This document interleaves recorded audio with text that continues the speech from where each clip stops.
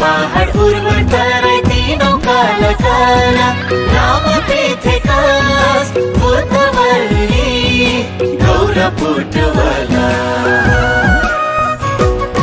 बहुभाषा धर्म संस्कार थरी थरी जाति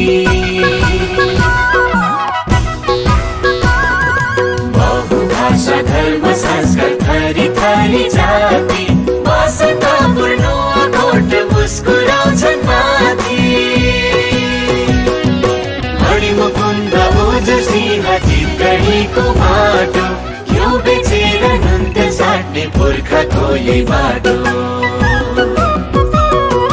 कृषि उद्योग व्यापार र पर्यटकको लहर देशकै अपार शिक्षा स्वास्थ्य आधुनिक सहर प्राकृतिक सम्पदा र सभ्यताको खानी